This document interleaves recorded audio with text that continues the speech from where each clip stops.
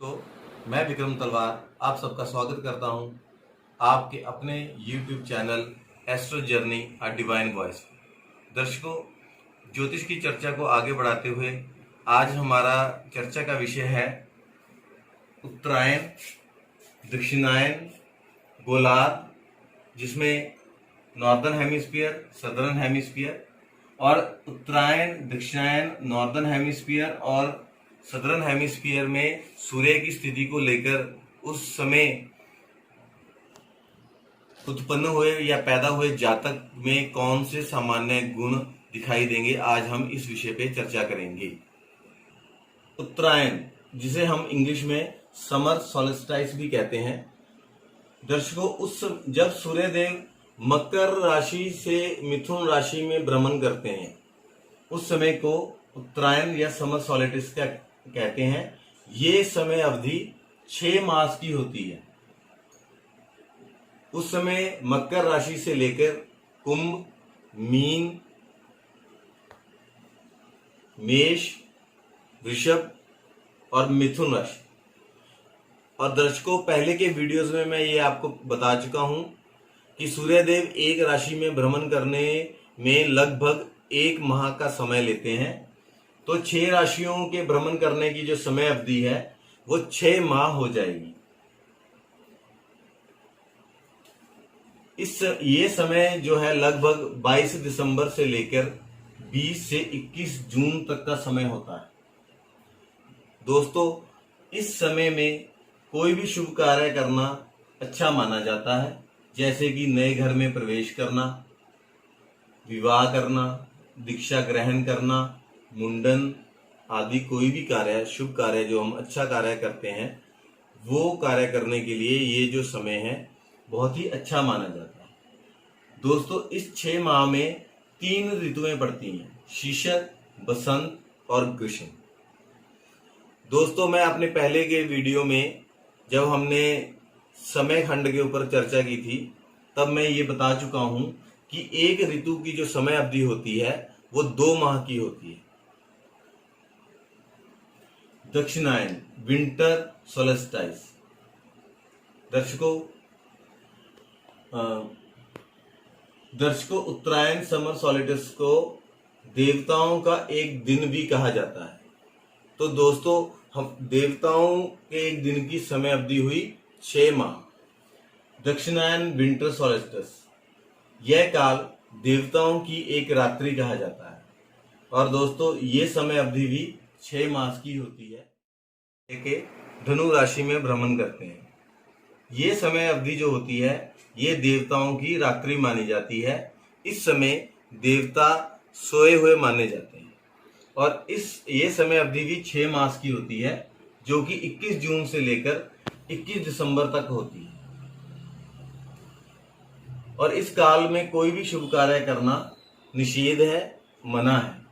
इसमें 3 ऋतुएं आती हैं, वर्षा, शरद, हेमंत।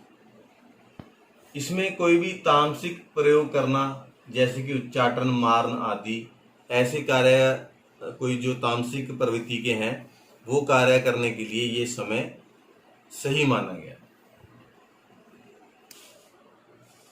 दर्शकों, गोलार्ध, जिसे कि हेमिस्फीयर कहते हैं, इस पे हम अपनी चर्चा को आगे बढ़ाते हुए मैं आपको यहाँ ये बताना चाहता हूँ, पृथ्वी के ऊपर आकाश मंडल में जो उत्तरी ध्रुव है, जिसे हम नॉर्थ पोल भी कहते हैं, उसमें स्थित जो आधा भाग है उसको जो भूमध्य रेखा, जिसे हम इक्वेटर भी कहते हैं, उससे ऊपर की तरफ उत्तरी ध्रुव की तरफ, उत्तरी गोलार्ध में जब सूर्यदेव भ्रमण करते हैं, जब सूर्यदेव की स्थिति मेष राशि से लेकर कन्या राशि में होती है, उसे हम नॉर्थ हेमिस्फीयर कहते हैं।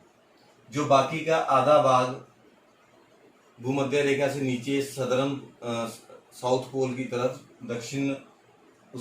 दक्षिण गोलार्ध यानी कि सदर्न हेमिस्फीयर कहते हैं। उस समय जो सूर्यदेव हैं तुला से लेकर मीन राशि तक दक्षिण गोलार्ध में भ्रमण करते हैं। दर्शकों, दक्षिणायन उत्तरायण में जो बालक जन्म लेगा उसके जो हम गुण या अवगुण बताने जा रहे हैं, वो सामान्य अनुमान के ऊपर बता रहे हैं। अभी ऐसा ना हो कि आप लोग अपनी पत्री लेके खोल के बैठ जाएं और ये गुण को अपने ऊपर लगाने लग जाएं और आप समझें कि ये गुण तो मेरे में नहीं है। तो ये सब आगे पत्री जो जन्म पत्री है उसके सही से विश्लेषण करने पर ही ये गुण कम ज़्यादा आप में कितने हैं, जातक में कैसा है, वो पता लगेगा। लेकिन ये अभी सामान्य अनुमान है। इसे आप लेके मतलब आप अपनी पत्री खोलें या अपना समय देखें कि आप किस समय किस राशि में सूर्य था, आप उस समय पैदा हुए, तो इन चीज़ों को लेके आप चिंतित ना हो। ये एक सामान्य अनुमान है। जो बालक दक्षिणायन में जन्म लेता है वो झूठा होता है, प्रपंच करने वाला। अब प्रपंच करने वाले को हम कैसे बोलेंगे कि मानिए एक बच्चा है, क्लास में पढ़ रहा है और उसका पढ़ाई में मन नहीं लग रहा, तब वो टीचर को बहाना बनाता है कि हाँ मेरा पेट दर्द हो रहा है, तो उसे थोड़ी देर के लिए क्लास से भेज दिया जाता है या आराम करवा दिया जाता है। तो उसे हम एक प्रपंच की परिभाषा देंगे। वो असत्य बोलने वाला होता है, कठोर बोलता है, उसमें सहन शक्ति बहुत कम होती है, वो वाक्पटु होता है।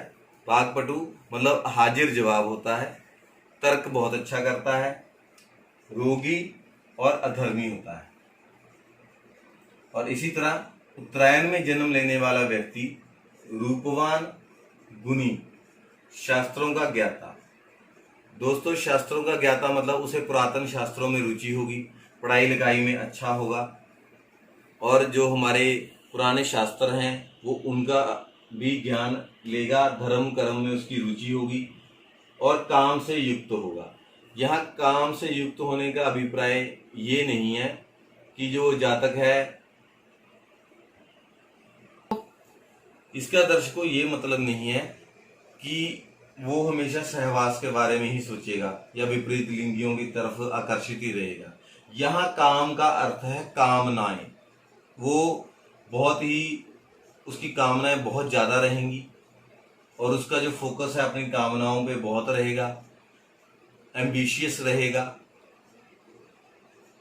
तो काम का अर्थ यहाँ पे कामनाओं से है, डिजायर्स से युक्त होगा, उदार होगा, प्रसन्न होगा, प्रसन्नचित्त इंसान होगा, हमेशा खुश और प्रसन्न रहने वाला होगा, दीर्घायु होगा, लंबी आयु का मालिक होगा, पुत्र और स्त्री के सुखों से युक्त होगा। गोलार्ध फल। दर्शकों जैसा कि हमने जाना कि नॉर्दर्न हेमिस्फीयर और सदर्न हेमिस्फीयर में सूर्य जब भ्रमण करता है तो किन किन राशियों में होता है। उत्तरी गोलार्ध में जो जब सूर्य की स्थिति उत्तरी गोलार्ध में होती है, यानी कि सूर्य मेष राशि से कन्या राशि तक होता है, तो इन राशियों में जन्म लेने वाला सामान्यतः जो जातक होता है वो धनी होता है, विद्वान होता है, पुत्र पौत्र आदि से युक्त होता है और राजमान्य होता है। मतलब कि राज दरबार की उस पर विशेष कृपा रहती है या उसे राज दरबार से या गवर्नमेंट से लाभ होता है।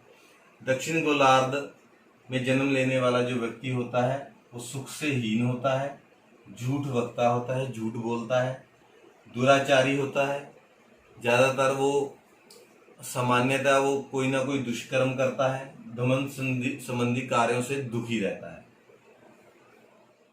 दर्शकों आगे हम चर्चा करेंगे ऋतुओं के वर्णन के ऊपर। और मैं दर्शकों पहले ही अपने वीडियोस में बता चुका हूँ, वैदिक टाइम डिवीजन का जब हमने वीडियो बनाया था तब हमने चर्चा की थी कि एक ऋतु में 2 मास का समय होता है। सूर्य 12 राशियों में भ्रमण करने के लिए 1 वर्ष का समय लेता है और 12 महीने लगाता है। और हमारे पास 6 ऋतुएं होती हैं। एक ऋतु में 2 मास होते हैं और 6 ऋतुएं हैं 12 महीने में, और एक ऋतु में 2 मास होते हैं।